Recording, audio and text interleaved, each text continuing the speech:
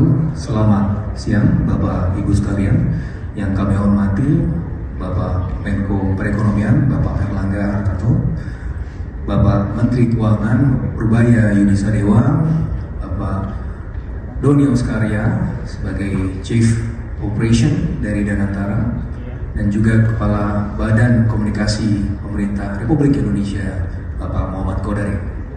Bapak Ibu sekalian, hari ini kita akan menyaksikan dan mendengarkan pemaparan dari para narasumber terkait dengan pelaksanaan mulai 1 Juni ke depan Danantara Sumber Daya Indonesia.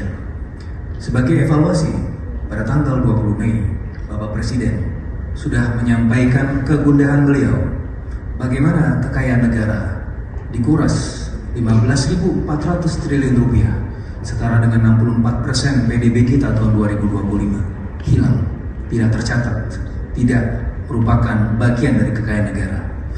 Dan oleh karenanya berdasarkan motivasi itu, Bapak Presiden menyampaikan penting sekali untuk melakukan konsolidasi ekspor. Dalam perjalanannya setelah tanggal 20 Mei, kita juga sudah melihat banyak dinamika di lapangan. Dan dari dinamika itu kita melihat ada proses fine tuning juga, bagaimana pemerintah mendengar aspirasi dari pelaku usaha dan juga dari para ekonom.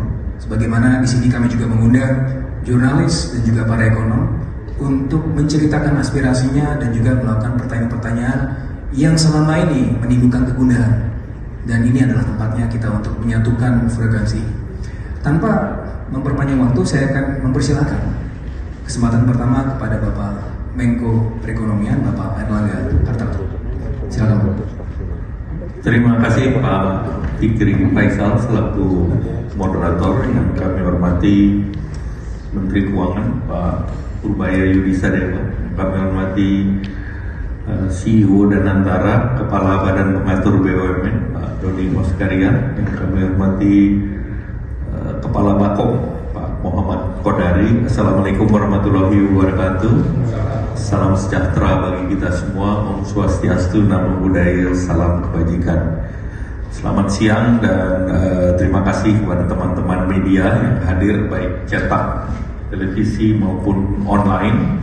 Yang pertama, kami ucapkan selamat Hari Trisuci Waisak 2520 tahun Buddha, dan semoga kita dinaungi oleh kehormatan, kemudian kebahagiaan, cinta kasih, dan selalu diberikan kebijaksanaan. Di hari ini, atas arahan Bapak Presiden, kami menjelaskan terkait momentum yang penting terkait dengan perkuatan pengelolaan kekayaan alam dari SDA yang manfaatnya digunakan untuk sebesar-besarnya kemakmuran rakyat sesuai dengan amanat Undang-Undang Dasar 1945 Pasal 33. Nanti terkait dengan BHE kami berbagi dengan Pak Menteri Keuangan, dan terkait dengan SDI berbagi dengan COO daripada Danantara. Kebijakan ini menindaklanjuti arahan Bapak Presiden dalam pidato rapat paripurna DPR RI tanggal 20, yang intinya pemerintah akan memperbaiki tata kelola secara mendasar ekspor komoditas sumber daya alam strategis yang dilakukan melalui BUMN ekspor. Pelaksanaan ini pada tahap awal akan dimulai dengan 3 komoditas strategis yang merupakan juga 3 ekspor terbesar kita. Yang pertama adalah batu bara, kedua kelapa sawit, dan ketiga terkait dengan ferroalloy. Nah, ekspor komoditas SDA ini dilakukan melalui satu pintu, yaitu BUMN ekspor dengan nama PT Danantara Sumber Daya Indonesia Persero atau PT DSI, dan ini akan dilakukan ekspor SDA strategis dengan mekanisme ekspor satu pintu dan pengawasan ekspor serta kualitas dan validitas data ekspor agar terlaksana lebih baik. Pengaturan ini memperkuat pengawasan dan tata kelola ekspor. Sekali lagi, ini adalah memperkuat pengawasan dan tata kelola ekspor. Tujuannya untuk mencegah praktik under invoicing, transfer pricing, dan terkait dengan pelarian devisa hasil ekspor, sehingga nilai ekspor yang tercatat menggambarkan besarnya transaksi ekspor yang sebenarnya, sehingga kewajiban terhadap negara dan penerimaan negara dari pelaksanaan ekspor lebih optimal.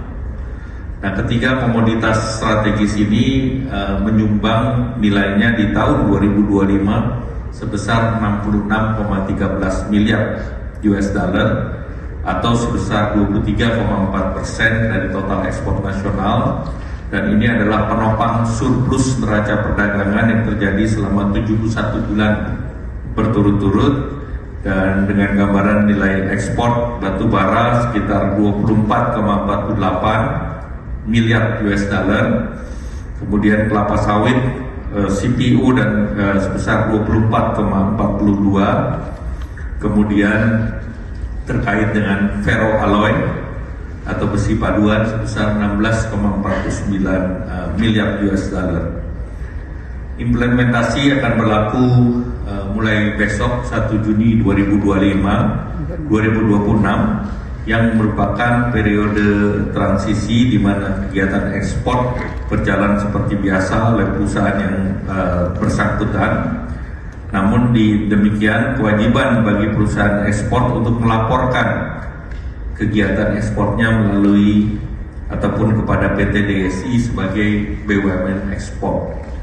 Dalam pelaporan ini dilayani oleh Bea Cukai dalam format akses portal CISA 4.0 yang disiapkan oleh Dirjen Bea Cukai. Dan dalam periode ini akan terus dilakukan evaluasi dalam 3 bulan pertama, dan evaluasi ini menjadi dasar bagi implementasi tahap berikutnya. Sesuai dengan tahapan yang disiapkan, implementasi secara penuh berlaku paling lambat 1 Januari 2027. Dengan demikian para pengusaha ataupun para pelaku ataupun eksportir dan pihak-pihak yang terkait memiliki waktu cukup untuk melakukan penyesuaian. Kebijakan ini diharapkan untuk menjaga kepastian usaha, arus barang, realisasi ekspor, dan kontrak-kontrak yang telah berjalan ini tetap dihormati, dan tentunya ini mengacu kepada kesepakatan antara eksportir dan mitra dagangnya.